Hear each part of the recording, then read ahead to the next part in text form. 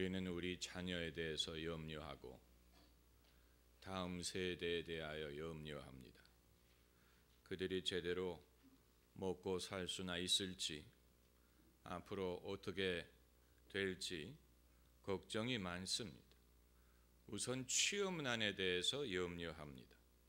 과거에는 대학을 졸업하면 취직이나 할 수 있었는데 지금은 대학을 졸업한다고 취업이 보장되지 않는 시대가 되었습니다.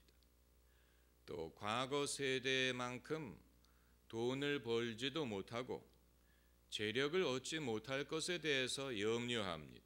과거에는 아파트라도 한 채 장만하면 그 값이 올라서 재테크가 되고 돈을 모을 수가 있었는데 지금은 더 이상 부동산이 오르려 하지 않고 과거처럼 돈을 모으기가 쉽지 않습니다.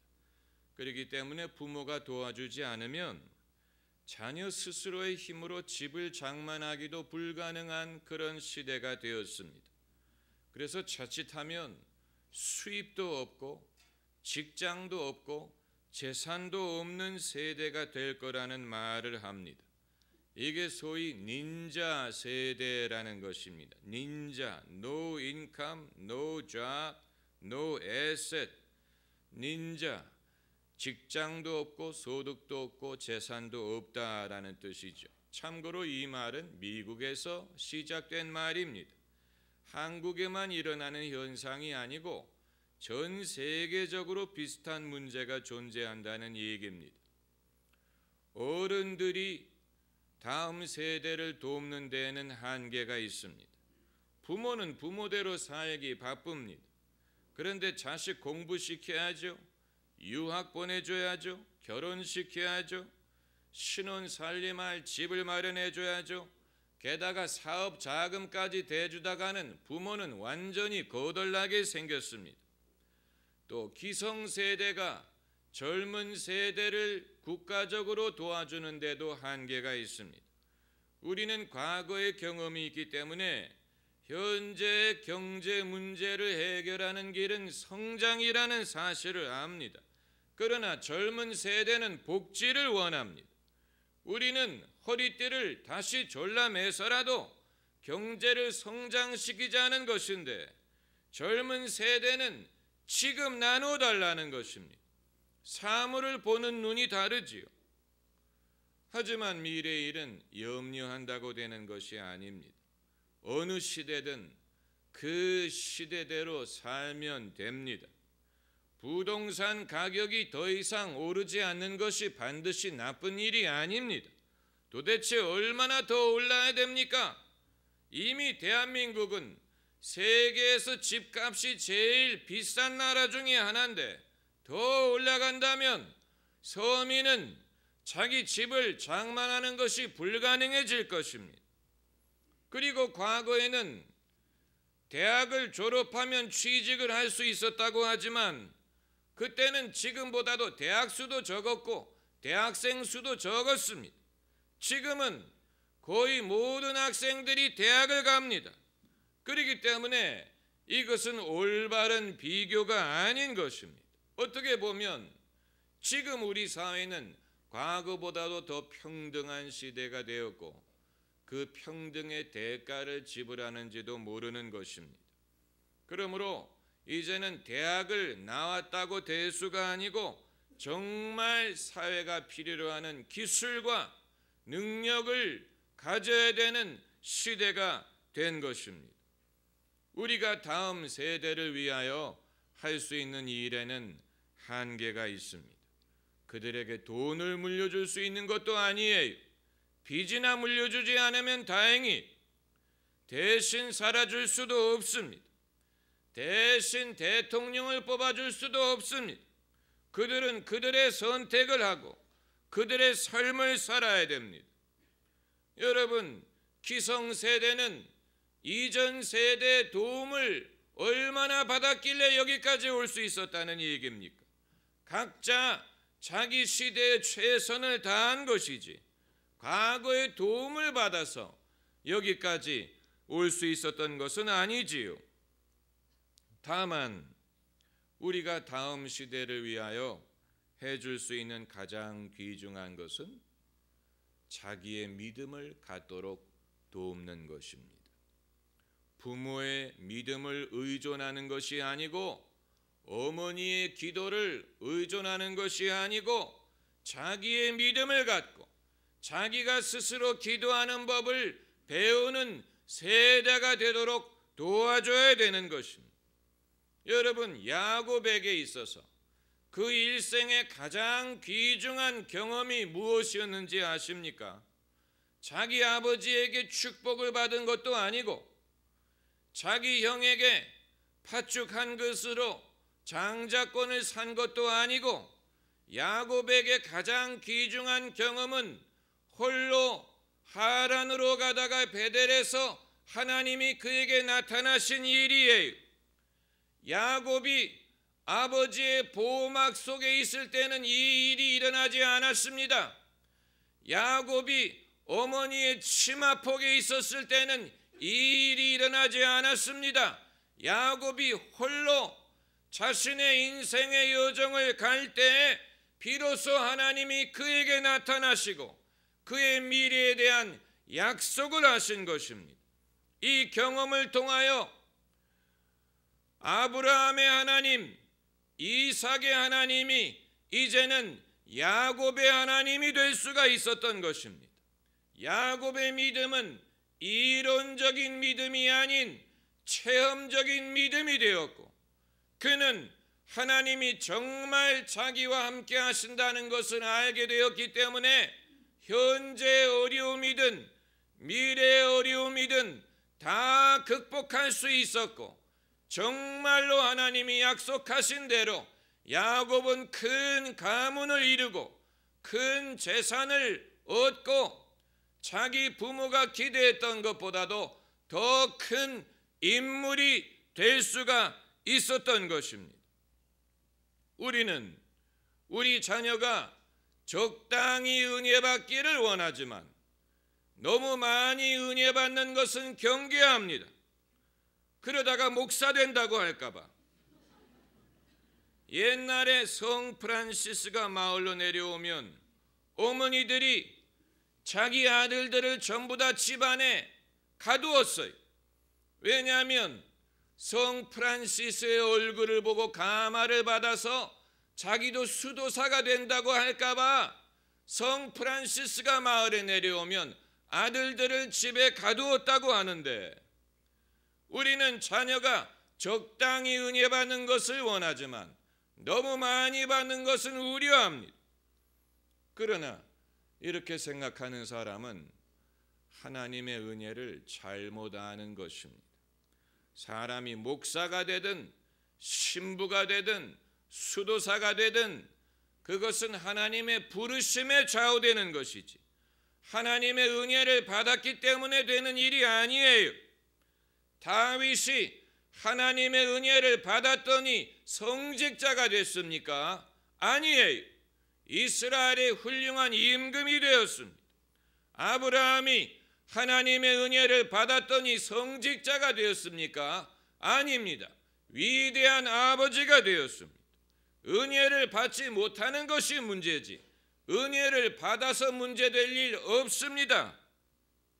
우리는 영적인 일과 육신적인 일을 분리해서 생각을 하려고 합니다. 그래서 영적으로 은혜 받는 것은 영적으로 은혜 받는 것이고 직장이든 학교든 세상은 별도의 일이라고 생각을 하는데 그렇지 않아요. 요한 3서에 요한이 말하기를 사랑하는 자여 내 영혼이 잘됨과 같이 내가 범사에 잘되고 강건하기를 간구하노라고 했습니다. 영혼이 잘되는 일은 영혼이 잘되는 것으로 끝나는 것이 아니요 그것은 범사에 잘될 수 있도록 되는 것이고 범사에 잘되는 것뿐만이 아니고 몸이 강건할 수가 있는 것입니다.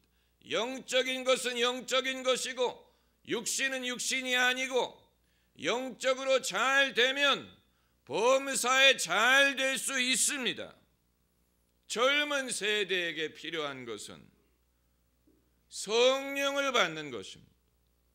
웬 뚱딴지 같은 얘기냐라고 생각하시겠지만 오늘 본문의 말씀을 보면 하나님이 가라사대 말세 내가 내 영으로 모든 육체에게 부어주리니 너희의 자녀들은 예언할 것이요 너희의 젊은이들은 환상을 보고 너희의 늙은이들은 꿈을 꾸리라. 젊었느냐 늙었느냐의 차이점은 환상을 보느냐 꿈을 꾸느냐의 차이점입니다. 꿈을 꾸는 사람은 나이가 들었다는 얘기고 아직 환상을 보면 젊었다는 얘기입니다. 이 구절은 요엘서에 있는 예언을 베드로가 인용한 것인데 언제 인용을 했느냐? 사도행전 2장 오순절 성령 강림 사건 후에 그 구절을 인용해서 말세에 내가 내 영을 모든 육체에게 부어주리라. 성령이 임하시면 어떤 역사가 이루어질 것을 예언한 구절을 인용한 것입니다. 하나님의 영이 임하면 어떤 일이 일어나느냐? 사람들이 뒤로 자빠지고 부들부들 떨고 이런 현상이 아니고 자녀는 예언하고 젊은이는 환상을 보고 늙은이는 꿈을 꾸는 모든 연령층에 걸쳐서 계시적인 은혜가 임한다는 얘기예요. 다음 세대에게 제일 필요로 하는 것이 바로 환상과 꿈과 비전이에요. 미래에 대한 비전을 얻어야 됩니다. 미래에 대한 비전은 공부를 많이 해서 얻을 수 있는 것도 아니고 정보를 많이 모아서 얻을 수 있는 것이 아닙니다. 하나님이 우리를 위하여 예비하신 모든 것은 눈으로도 보지 못하고 귀로도 듣지 못하고 마음으로도 깨닫지 못하나 하나님이 성령으로 이 모든 것을 우리에게 보이셨다고 했습니다. 사람이 성령을 받아야 된다고 말씀드리는 이유가 바로 여기에 있습니다. 성령을 받는 것은 종교적인 체험으로 끝나는 것이 아니고 육신의 지혜, 공부, 정보로는 얻을 수 없는 하나님이 예비하신 미래에 대한 꿈과 비전을 얻을 수 있도록 돕는 것입니다. 젊은 세대가 성령을 받아야 된다고 말씀드리는 이유가 바로 여기에 있는 것입니다. 현재 우리의 모든 어려움에 대하여 그 해결책을 눈으로도 볼 수 없고 귀로도 들을 수 없고 마음으로도 깨달을 수 없습니다. 사람들 하는 말이 늘 그 소리가 그 소리예요. 세금을 늘릴 것이냐 줄여야 되느냐, 복지를 늘려야 되느냐 줄여야 되느냐, 규제를 해야 되느냐 줄여야 되느냐, 그 밥에 그 나물이에요. 정치인들이 하는 말 늘 그 말이 그 말입니다.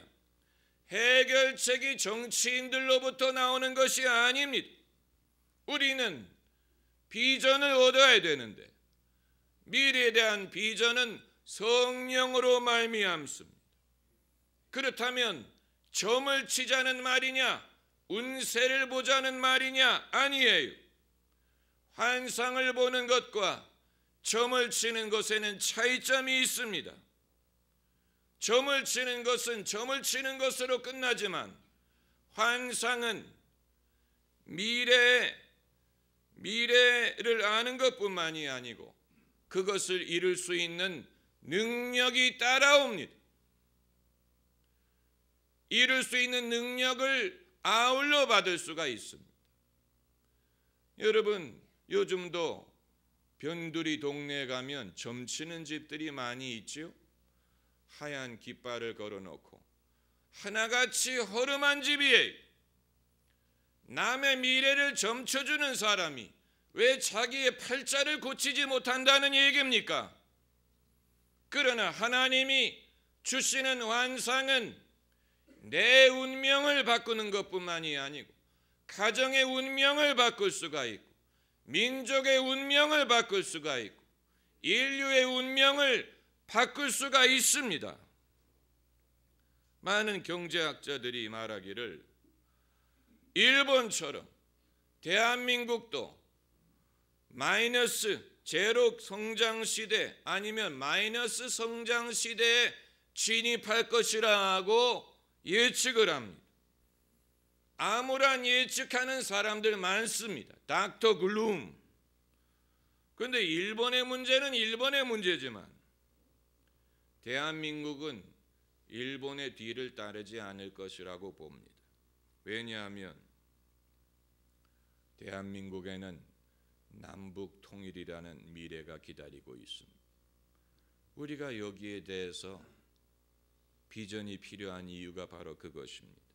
남북 통일이 제대로 이루어질 수만 있다면 장차 대한민국의 경제는 지금의 2~3배로 성장할 수 있습니다.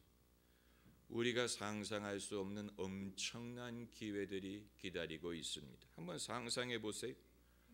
북한에 한 마을당 병원 하나, 학교 하나, 영어 학원 하나, 컴퓨터 학원 하나, PC방 하나, 진입로 하나, 커피 전문점 하나, 설렁탕 하나, 설렁탕집 하나, 교회 하나씩만 들어간다고 한번 상상을 해보세요. 취업난이 아니고 구일난이 발생할 것입니다. 그 인력을 감당할 수가 없을 것입니다. 통일 비용을 뽑고도 남아요. 북한을 흡수 통일하자는 얘기가 아니에요. 북한도 살고 남한도 사는 길을 찾자는 것입니다. 당장 우리 앞에 있는 언덕 때문에 언덕 너머를 보지 못해서는 안 되는 것입니다. 그렇다면 그런 미래를 준비하기 위하여 어떤 전공을 하는 게 좋겠느냐? 상관없습니다. 전공 같은 거 없어도 됩니다. 꿈과 비전이 있으면 됩니다. 내가 꿈과 비전이 있다는 것을 어떻게 알 수 있느냐? 마음이 두근거리면 꿈과 비전이 있는 것입니다. 마틴 루터 킹은 마틴 루터 킹대로 꿈이 있었지만 우리는 우리대로 꿈이 있어야 됩니다. 가슴을 뛰게 하는, 나를 흥분하게 하는 비전이 필요합니다. 그럼 그런 미래를 준비하기 위해 누구를 대통령으로 지지해야 됩니까? 그것도 상관없습니다. 나의 도움이 청와대에서 오는 게 아니에요. 나의 도움은 천지를 지으신 여호와께로부터 옵니다. 그럼 그런 꿈이 이루어진 것을 보려면 어떻게 해야 됩니까? 일단 오래 살아야 됩니다. 인내해야 됩니다. 그리고 여러분 자신이 그런 꿈을 가져야 됩니다. 남의 꿈이 아니에요. 여러분, 남의 꿈은 무엇과 같으냐면 남의 껌과 같아요. 남의 껌을 내가 씹을 수 없어요. 남의 꿈을 내가 그 유익을 받을 수 있는 건 아니에요. 내 꿈을 가져야 됩니다. 그러려면 하나님을 배반하면 안 되고, 하나님을 멀리해서는 안 되고, 하나님을 섬겨야 되고, 하나님을 높여야 됩니다. 하나님을 높이면 하나님이 우리를 높이십니다. 할렐루야. 하나님을 가까이 하면 하나님이 우리를 가까이 하십니다. 하나님에게 우리가 드리는 시간이든 예물이든 정성이든 어떤 것도 하나님이 거저받지 않으십니다. 제가 캐나다에서 고등학생이었을 때 금요일 저녁마다 고등부 성경 공부가 있어서 늘 교회를 갔는데, 하루는 외부 강사로 오신 어느 캐나다 목사님이 성경 공부를 가르치다 말고 이런 말씀을 하셨어요. 만일 여러분이 어느 대학을 가고 싶은데 실력이 부족하더라도 하나님이 여러분이 거기 가는 걸 원하면 교수의 마음을 움직여서라도 들여보내줄 것이다. 저는 그때 그 목사님이 왜 성경 공부 중에 그 말씀을 하셨는지 몰랐지만 하나님이 제게 말씀하신다는 것을 느꼈고 하나님이 제게 약속을 주신다는 것을 믿었습니다. 그것이 저에게 꿈과 비전이 되었고 그 꿈과 비전대로 이루어지는 것을 경험했어요. 제가 하나님을 섬겼더니 하나님은 저를 이제껏 보살펴주고 계십니다. 우리가 성령을 너무 강조하는 게 아니에요. 성령을 강조해서 사람이 광신에 빠지는 게 아닙니다. 성령을 충분히 강조하지 않는 것이 문제지 성령을 강조해서 문제가 발생하지 않습니다. 성령은 진리의 영이에요. 성령으로 말미암지 않고는 예수를 주시라 할 수 없다고 했습니다. 영적인 은혜는 실리적인 유익을 갖다 줍니다. 영적인 은혜가 영적으로만 국한되는 게 아니고 영적인 은혜에서 지혜를 얻고 힘을 얻고 용기를 얻고 믿음을 얻고 비전을 얻고 현재 문제를 극복할 수 있는 능력을 얻을 수가 있습니다. 성령을 충분히 강조하지 않는 것이 문제지 성령을 강조하는 것이 문제가 되지 않습니다. 성경 말씀에 보라 지금은 은혜 받을 만한 때요 지금은 구원의 날이로다. 지금이란 말을 했어요. 많은 사람들이 나중에 은혜 받으면 된다. 나중에 교회 다녀도 된다. 지금은 먼저 공부해라. 지금은 먼저 학원 다녀라. 지금은 먼저 돈 벌어라. 나중에 은혜 받자라고 하는데 지금이 없으면 나중도 없습니다. 지금 은혜 받을 만한 기회를 주실 때 그것을 우리가 멸시하면 안 돼. 정말 복이 있는 사람은 어떤 사람이냐? 정말 복 있는 사람은 해보니까 됩니다. 이렇게 말하는 사람입니다. 기도 해보니까 됩니다. 성경 묵상 해보니까 됩니다. 방언 해보니까 됩니다. 성령 구하니까 성령이 오십니다. 해보니까 됩니다. 이게 복 있는 사람인데 어떤 사람은 해봐도 안 돼요. 그건 재수 없는 사람이에요. 왜 안 됩니까? 해봐도 안 되는 이유는 내게 문제가 있다는 얘기. 회개를 하든 하나님 앞에 바로 서든 거듭나든 내게 문제가 있어서 그런 것이지. 왜 안 됩니까? 왜 안 되는 것을 하나님이 명하셨겠습니까?